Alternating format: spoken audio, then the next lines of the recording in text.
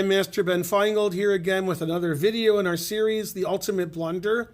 These are games where people resigned where they should not have resigned. Never resign, rawr. I would argue, even if you should resign, you shouldn't resign. But this is serious here. Now, in our first game between Von Popiel and Marco, we see the bishop on d4 is pinned. In this position, white has a very nice winning move, which he missed.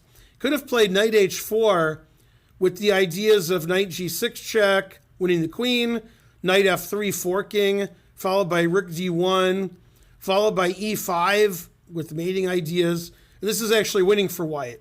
Instead, white wanted to win now, not later, and white blundered with rook d1. And the engine's like, boo, boo. I have my engine set to boo. And here, black is actually winning, but instead of making the winning move, he resigned. So this is a good time to pause the video and see if you can find the winning tactic for black that was missed. This video is featuring tough tactics. Can you find it?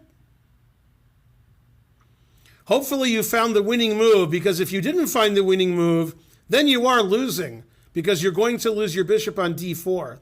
However, we have a very tricky discovered attack, bishop g1. There's a move you don't see every day, threatening queen takes h2 mate and threatening rook takes queen. The truth hurts.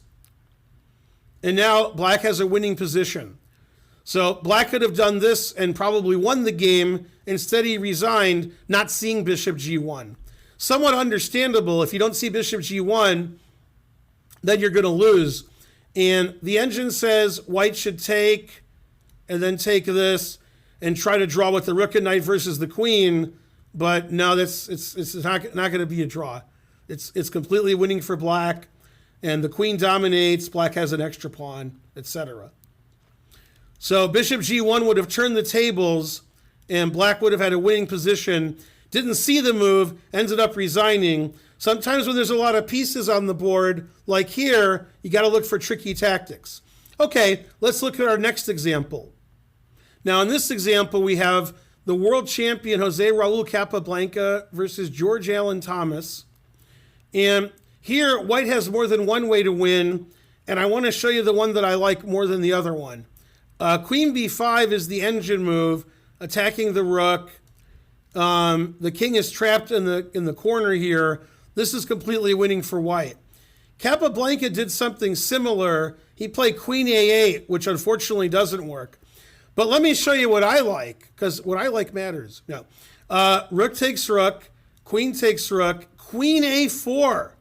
Then we could make this video in another series, some kind of brilliant tactics video. And now you're threatening the queen and the rook. If the queen takes, we have back rank checkmate. Queen has to come back and get mated. And otherwise, black is completely lost. That would have been a nice way to finish the game. Okay, also queen b5 is a nice way to finish the game.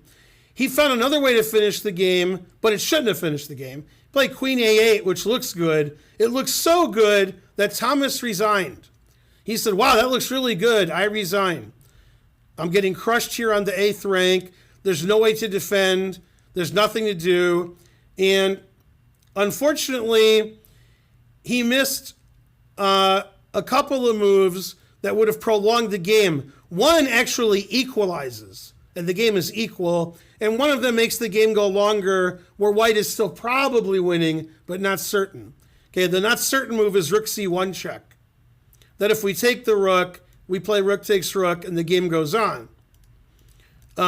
However, there's a better move where black isn't even worse anymore. So pause your video and try to find the move that equalizes for black. Okay, we're back, and hopefully you solved it. Rook takes a2. Now that's a tactic. It attacks the queen. The queen's defending the rook. If we take the rook, we take the queen and defend our other queen by x-ray. Amazing. Rook takes, and here black is slightly better because black is ahead of pawn. Still should be a draw. And if white takes on a2, rook takes b8, and again, black's a pawn up, Black's king isn't very safe, so Engine says it's equal. So rook takes a2 would have drawn the game, or at least it would have equalized. Maybe he would have won, who knows? And instead of rook takes a2, since Thomas didn't see rook takes a2, he resigned. Terrible. But those tricky tactics, they can save you in these complex positions. Okay, let's look at our last example with more tricky tactics when people resign when they shouldn't. Now in this position, very complicated. Pawn on the 7th for black, pawn on the 7th for white, both sides trying to queen. Amazing position. The Engine says, this position is not amazing. I figured it all out. But Engines weren't playing. Engines weren't around then. Carlos Torre was a fantastic player, and he was giving a simultaneous exhibition against the unknown player, Frank Parker. And Frank played rook c5, threatening rook c1 check, and then queen would check and mate and so forth. And Carlos looked and couldn't find a defense to that. I don't blame him, so he resigned. But this position is so tricky that the craziest move actually can save white. It not only saves white, it wins. So here, white has one move that wins, and every other move is completely losing. He didn't find the saving move where he would have won the game, so he resigned. So pause your video, white to play and win. Let's see if you can find it, and then come back and see if you were right. Okay, let's see if you guys did it right. The correct move, the only move that prevents rook c1 check, is the unbelievable rook d6. Now if you play rook c1 check, I can take it. And your rook is attacked, and I got these two passed pawns over here. If you take my rook with the pawn, now you're not defending your pawn on d2 anymore. Now it's white's turn to queen. Black is never going to queen because this pawn is hanging, and I got two pawns that can queen. White's completely winning. If you play rook takes with the same threat, rook c1 check, it looks complicated after you promote to a queen because black has this big threat. But it turns out white's winning.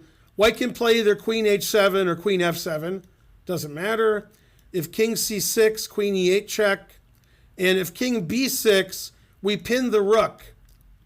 And if you don't use this rook to go to c1, I'm just going to queen my f pawn. And this pawn's not doing so well either. This is completely winning. For example, king c6, I take, and I play f7, and I win the game. I'm going to promote to a queen and win your rook. So an amazing save was missed. Rook to d6. Now, again, I don't blame him as much as the other players in these series because